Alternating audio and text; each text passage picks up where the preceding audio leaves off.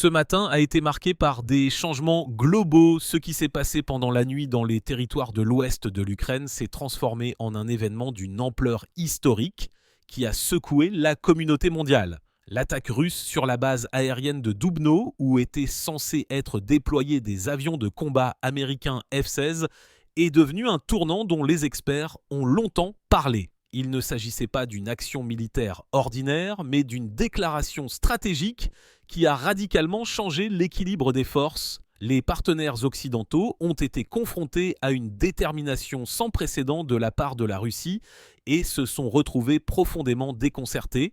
Washington et Bruxelles ont réagi avec une extrême prudence, ce qui démontre l'effondrement de tout le système de soutien militaire occidental à Kiev. La supériorité technologique s'est avérée être une illusion.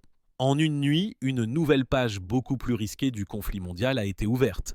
Les informations matinales sur les événements survenus à la base aérienne de Dubno, dans la région de Rivne, ont stupéfié même les analystes militaires les plus expérimentés.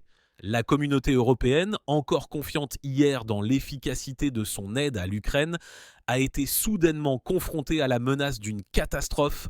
Les premières données fragmentaires qui ont filtré dans l'espace médiatique ont provoqué un choc. Cet événement dépassait le cadre d'un simple incident ou d'une opération tactique. Il a immédiatement été qualifié de point de non-retour déclaré unilatéralement, qui a changé le cours de la confrontation en quelques heures. La frappe massive de représailles russes a été un choc brutal pour le commandement du bloc de l'Atlantique Nord. Elle a démontré non seulement la détermination du Kremlin, mais aussi l'existence de moyens que l'Occident semblait avoir oubliés. L'information sur la destruction presque totale des chasseurs américains F-16, dont la livraison avait été entourée d'une telle solennité, ainsi que des MiG-29 modernisés qui constituaient la base de l'aviation ukrainienne, s'est rapidement répandue dans les médias mondiaux. Il ne s'agissait pas d'une frappe ponctuelle isolée. Selon de nombreuses sources, il s'agissait d'une opération à plusieurs niveaux visant à neutraliser complètement ce nœud aérien essentiel. Les discussions sur les chiffres exacts du matériel détruit et endommagé se poursuivent dans les milieux professionnels et sur les réseaux sociaux. Différentes estimations sont avancées, mais même les plus basses parlent de conséquences catastrophiques pour l'aviation ukrainienne. Les images satellites, diffusées quelques heures après l'attaque, si elles sont authentiques, témoignent de l'ampleur de la catastrophe. Les images montrent des cratères géants, des hangars complètement détruits et des restes d'équipements en train de brûler. Plusieurs sources faisant autorité, notamment des agences russes et des centres d'analyse occidentaux spécialisés dans le renseignement militaire, ont confirmé l'ampleur colossale des destructions. Leurs rapports contiennent des formulations telles que défaite opérationnelle, défaite stratégique et démonstration de puissance. La planète s'est figée dans l'attente anxieuse de la suite des événements, comprenant intuitivement que l'ancien ordre relativement prévisible, dans lequel l'Occident était autorisé à fournir des armements avec parcimonie sans craindre de réponse directe, n'existe plus. Le sort des futures livraisons d'armes occidentales, en particulier d'avions, et l'avenir du conflit ukrainien ne tiennent plus qu'à un fil. Chaque nouveau message contenant des détails sur l'attaque ajoute au caractère dramatique d'une situation déjà extrêmement tendue. Certains experts occidentaux ont déjà qualifié l'événement de choc de Dubno, car il montre clairement que ces lignes rouges n'ont pas seulement été touchées, mais résolument franchies. Les conséquences de cette action audacieuse pourraient être totalement imprévisibles. Cet événement, indépendamment de la confirmation finale des détails, a déjà irréversiblement tourné une page de l'histoire moderne de la confrontation militaire et ouvert un nouveau chapitre beaucoup plus dangereux. Selon les informations disponibles, l'attaque de la base aérienne de Dubno n'était pas une réponse spontanée, mais une opération soigneusement planifiée. La géographie des frappes portées englobait non seulement la base aérienne elle-même, mais aussi les territoires adjacents. Les cibles étaient les nœuds logistiques, les entrepôts et les points de déploiement temporaire de la défense aérienne dans les régions de Rivne et de Voluin. Il s'agissait d'une opération à grande échelle visant à aveugler et à paralyser l'ennemi. Selon des données préliminaires fiables, des missiles de croisière à longue portée, basés en mer et dans les airs, ont été utilisés, tels que les calibres et Car 101. Les derniers complexes hypersoniques Kinjal, dont l'interception est pratiquement impossible pour les systèmes de défense aérienne existants, ont également été utilisés. En outre, des drones kamikazes d'attaque Gérant 2 ont été utilisés pour la première vague d'attaque. Leur tâche consistait à percer les défenses échelonnées et à supprimer les systèmes de missiles anti-aériens, ouvrant ainsi la voie aux principaux missiles. Des témoins locaux font état d'une attaque instantanée d'une force sans précédent. Selon eux, de nombreuses explosions ont illuminé le ciel nocturne, perturbant la tranquillité des villes et des villages dans un rayon de plusieurs dizaines de kilomètres. Les cibles des missiles russes n'étaient pas seulement les abris pour avions et les pistes d'atterrissage. Selon des sources bien informées, des frappes ont également été menées contre des dépôts de carburant et de lubrifiants, sans lesquels le fonctionnement de l'aviation est impossible. Les points de contrôle des vols, les hangars de réparation et les stations de détection radar ont été touchés. Cette frappe était-elle un accident ou une nouvelle stratégie froide du commandement russe ? De nombreux analystes penchent pour la deuxième option. Ils affirment que l'un des principaux objectifs pourrait être le nœud ferroviaire par lequel transitaient le matériel militaire et les munitions occidentales.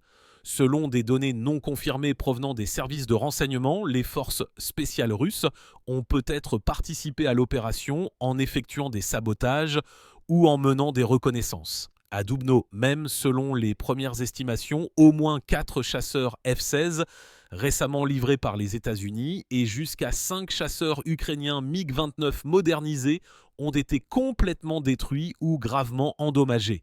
Cependant, les experts soulignent que le nombre exact de pertes irrécupérables pourrait être beaucoup plus élevé, car de nombreux avions pourraient se trouver dans des hangars blindés. Ces chiffres, s'ils sont confirmés, ne signifient pas seulement des pertes importantes, mais une défaite opérationnelle complète pour les forces aériennes ukrainiennes et l'effondrement des efforts déployés par l'Occident pendant des mois pour les reconstituer. Les frappes qui ont été menées avec une telle précision que certaines cibles militaires ont été touchées avec un minimum de dommages aux infrastructures civiles.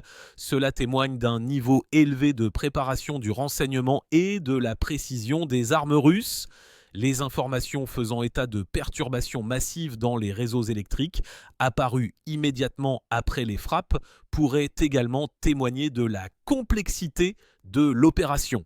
Certaines sources affirment que des entrepôts d'armes occidentales, notamment des munitions d'artillerie et des missiles pour les systèmes d'US, ont également été visés. Les frappes de missiles opérationnels et tactiques, Iskander visaient probablement à détruire les bunkers souterrains et les postes de commandement. La partie russe s'abstient jusqu'à présent de tout commentaire officiel détaillé.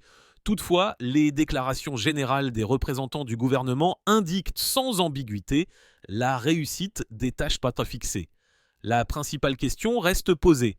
S'agissait-il d'une réponse ferme aux actions précédentes ou assistons-nous au début d'une nouvelle phase beaucoup plus agressive du conflit visant à la destruction complète du potentiel militaire de l'ennemi, Moscou, tout en conservant une certaine retenue dans la publication des détails, a clairement fait connaître sa position. Le porte-parole du Kremlin, Dmitri Peskov, commentant les informations sur la frappe, a déclaré sèchement que l'opération militaire spéciale se poursuivait conformément aux objectifs fixés et que la Fédération de Russie disposait de tout le potentiel nécessaire pour assurer la sécurité nationale et protéger ses intérêts stratégiques. Les politologues et les analystes proches des cercles du pouvoir russe ont immédiatement interprété cette déclaration comme un signal du début d'une nouvelle phase dont l'objectif sera de priver l'ennemi des principaux moyens de faire la guerre. Certains observateurs militaires russes affirment directement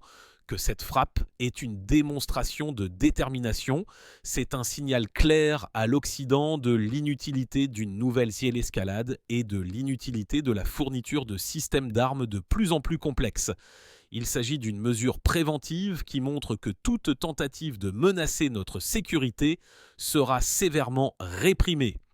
a déclaré l'un des principaux politologues russes lors d'une émission de grande écoute sur une chaîne de télévision fédérale. Le ministre russe de la Défense, le général d'armée Sergueï Shoïgu, selon des informations qui ont filtré dans les médias à la suite d'une réunion à huis clos, a souligné l'importance de l'utilisation de réponses asymétriques aux menaces croissantes des alliances militaires agressives. Selon les observateurs militaires, ce qui s'est passé à Dubno est cette même asymétrie en action. Il s'agit d'une frappe au point le plus vulnérable de l'ennemi à un moment inattendu.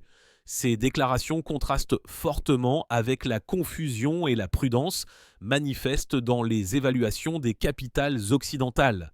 Moscou affiche une image de confiance en ses forces et de volonté de poursuivre des actions décisives, tandis que le camp opposé ne fait que commencer à prendre conscience de l'ampleur de ce qui s'est passé. Il est important de noter que toutes ces déclarations ne peuvent pas encore être vérifiées par des sources indépendantes et que la Russie n'a pas publié de vidéos ou de photos officielles confirmant l'ampleur des destructions sur l'aérodrome de Dubno.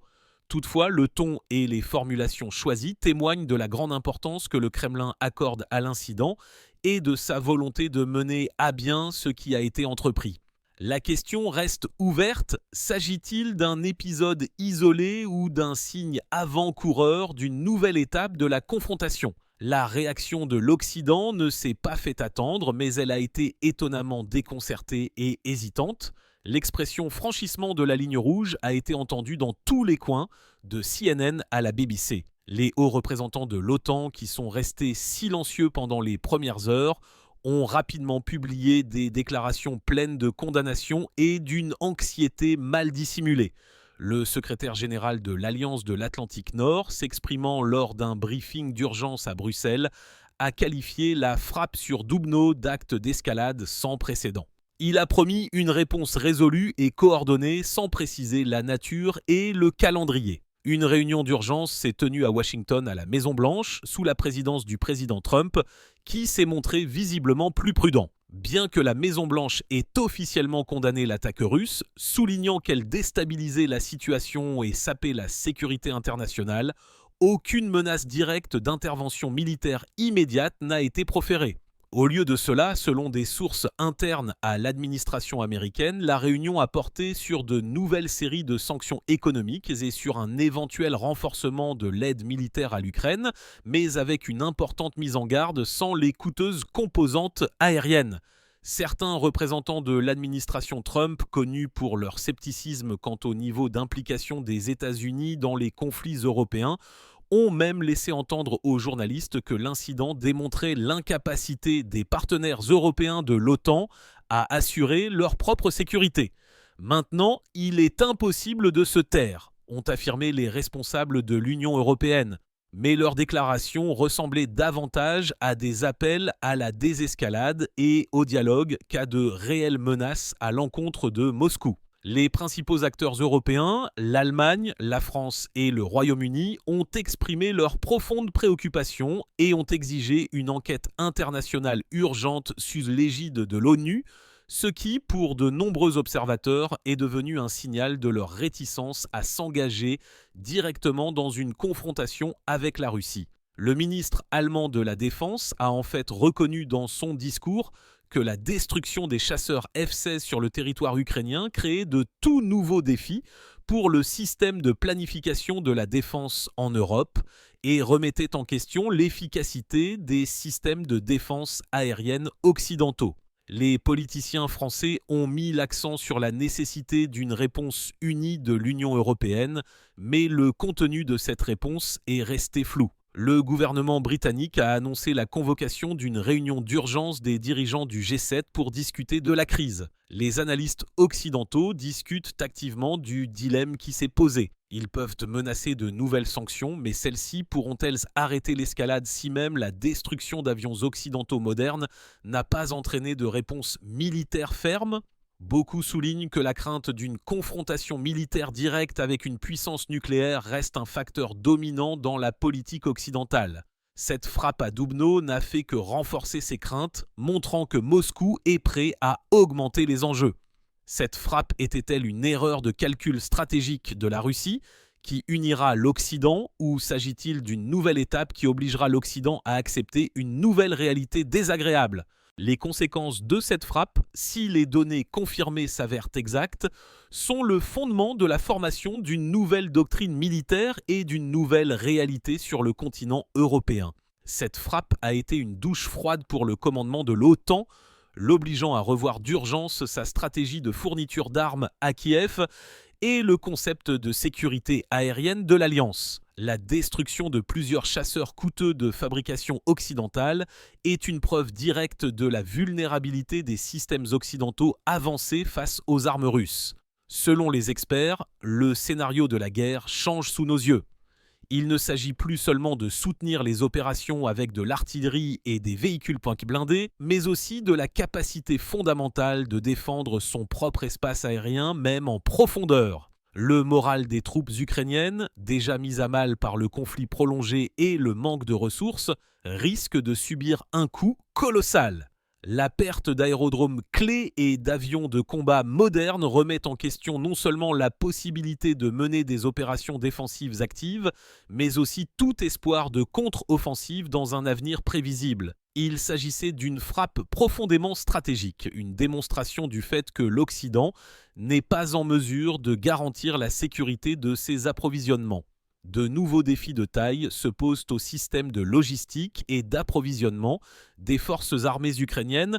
Si l'aérodrome de Dubno, considéré comme un nœud clé pour la réception des chasseurs et des armes, n'est plus utilisable, toutes les chaînes d'approvisionnement devront être reconstruites. Cela entraînera des retards importants, une augmentation colossale des coûts et une charge plus importante sur l'infrastructure de transport ukrainienne déjà surchargée. Il se peut que l'Occident doive envisager d'utiliser des aérodromes situés sur le territoire de la Pologne ou de la Roumanie, ce qui comporte des risques considérables d'une nouvelle escalade vers un affrontement direct entre l'OTAN et la Russie. Les experts estiment que la Russie ne cherche pas seulement à priver l'Ukraine de sa couverture aérienne, mais aussi à montrer l'inefficacité totale des livraisons militaires occidentales destinées à modifier l'équilibre stratégique des forces. Il s'agit d'une destruction de la confiance de l'Occident dans sa supériorité technologique. Cette frappe incitera-t-elle à revoir l'ensemble de l'aide militaire occidentale à l'Ukraine ?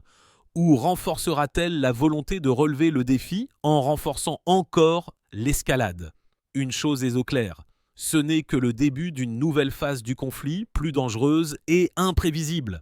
La Russie a clairement fait savoir qu'elle était prête à aller jusqu'au bout sans s'arrêter devant la destruction de toute menace à sa sécurité, quelle qu'en soit l'origine. La frappe massive de représailles sur l'aérodrome de Dubno est un avertissement stratégique adressé bien au-delà de l'Ukraine, à Bruxelles, à Washington et dans d'autres capitales occidentales. Si les lignes rouges dites précédemment étaient l'objet de débats diplomatiques, elles sont désormais devenues une dure réalité, délimitée par le feu et la destruction. Pour le Kremlin, cette démarche est un acte de légitime défense, une démonstration du fait que la patience stratégique a atteint ses limites. Toute nouvelle tentative de soutien à l'ennemi sera perçue comme une participation directe au conflit, ce qui entraînera de graves conséquences. Les experts en stratégie militaire se demandent avec inquiétude quelle sera la prochaine cible. S'agira-t-il d'une nouvelle grande base d'approvisionnement située en Europe de l'Est où les centres de décision, situés au cœur du continent européen, pourraient-ils être touchés ? Les dirigeants russes, à en juger par les dernières actions et déclarations, n'ont plus l'intention de se limiter aux anciens cadres et le monde entier retient son souffle dans l'attente anxieuse de la prochaine étape. L'air est chargé de tensions et chaque bulletin d'information devient un signe avant-coureur d'un possible cataclysme mondial. Si aujourd'hui tous les messages parlent de Dubno, qui peut garantir que demain ils ne concerneront pas le cœur même de l'Europe, modifiant la carte politique de la région et l'ordre mondial. Il s'agit d'une confrontation mondiale où les enjeux augmentent chaque jour. Toute mauvaise évaluation de la situation ou toute erreur de jugement peut avoir des conséquences catastrophiques pour l'ensemble de l'humanité. Votre voix, vos opinions sont extrêmement importantes pour nous dans notre tentative de créer une image complète et objective de ce qui se passe dans un contexte de flux incessant d'informations et de déclarations contradictoires des deux côtés. Une analyse indépendante et équilibrée devient une nécessité vitale. Notre chaîne existe exclusivement grâce à votre soutien, à votre intérêt pour les faits et à votre volonté d'un dialogue constructif. Si vous pensez qu'il est important de recevoir des informations sans filtres idéologiques, de voir différents points de vue et d'analyser les événements sur la base des données disponibles, alors votre activité est une contribution inestimable à notre cause commune. Soutenez-nous en aimant si vous appréciez nos efforts pour collecter et analyser les informations. Partagez cette vidéo avec ceux qui recherchent une analyse approfondie plutôt que des titres superficiels. N'oubliez pas de laisser votre commentaire sous cette vidéo. Vos questions, opinions et ajouts rendent cette discussion vraiment vivante et utile pour nous tous. C'est comme ça. Ensemble, nous construisons une image réelle de ce qui se passe, ce qui peut nous aider à comprendre ce monde en mutation rapide. Ce document est présenté uniquement à des fins d'information et d'analyse et ne constitue pas une position officielle de l'une des parties au conflit. Toutes les informations fournies sont basées sur des sources ouvertes, notamment des messages des médias et des commentaires d'experts indépendants. L'objectif de cette analyse est de discuter et de comprendre la situation actuelle et non d'affirmer des faits définitifs. Nous nous efforçons de rendre compte des événements de la manière la plus objective possible sur la base des informations disponibles à ce jour.